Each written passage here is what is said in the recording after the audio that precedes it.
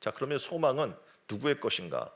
약속을 붙드는 자들의 것이다 라고 얘기해 주고 있는 겁니다.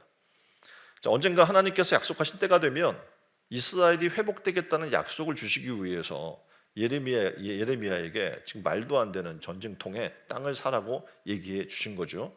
자, 포로로 끌려간 사람들은 예레미야가 예언한 것처럼 70년의 기한이 차면 고국으로 돌아올 겁니다.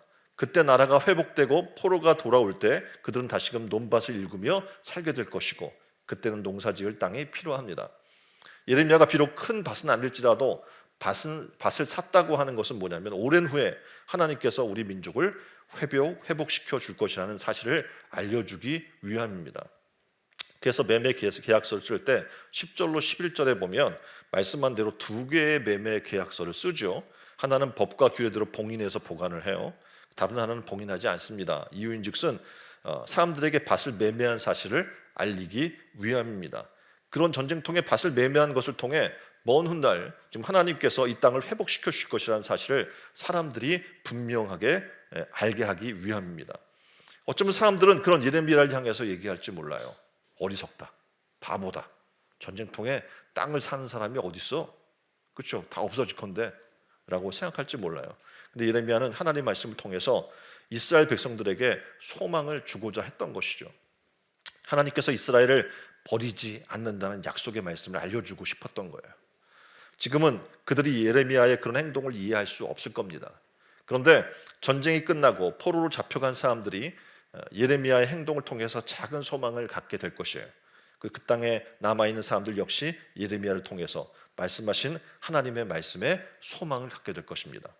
전쟁통에 밭을 사는 믿음의 행동을 통해서 그 말씀이 확실함을 지금 강조해주고 확실함을 알려주고자 하는 거예요. 그래서 예레미야가 지금 밭을 샀다 전쟁통에, 이것은 단순히 땅을 샀다라는 의미를 뛰어넘습니다. 다시 말해서 예레미야는 소망을 산 거죠. 땅을 산 게 아니라 뭘 산 거예요? 하나님께서 70년 후에 이 땅을 회복시킨다는 소망을 산 겁니다. 지금 신촌 은혜로운 교회도 그렇게 달려오고 있어요.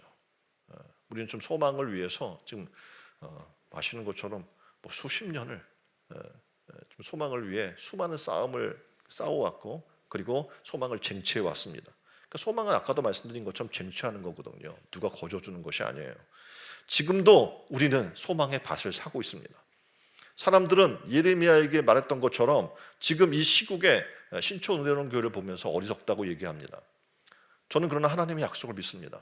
하나님 반드시 어떻게 우리를 회복시키실 것이고, 하나님 나라를 회복시키실 것이고, 이 땅에 하나님의 나라를 건설할 줄 우리는 믿습니다. 그래서 소망을 가진 자는 내일이 있기 때문에 일을 하는 거예요. 지금 이 시간에는 여러분이 아시는 것처럼 숨만 쉬어도 어떡합니까? 돈이 나가는 정말 어려운 상황이잖아요. 근데 이 상황에 뭔가 일을 벌리고 뭔가를 한다? 그건 참 어리석고 미련한 일처럼 보입니다. 그러나 소망을 위해 정말 아까도 이야기한 것처럼 전쟁통에 밭을 산 예레미야와 같이 달려나가는 그런 이들에게는 소망이 있고 내일이 있는 은혜가 있게 되는 겁니다. 저는 바라기는 이 소망을 위해 함께 나아가는 신촌 은혜로운 교회 성도들이 다 되기를 주님의 이름으로 축원드립니다.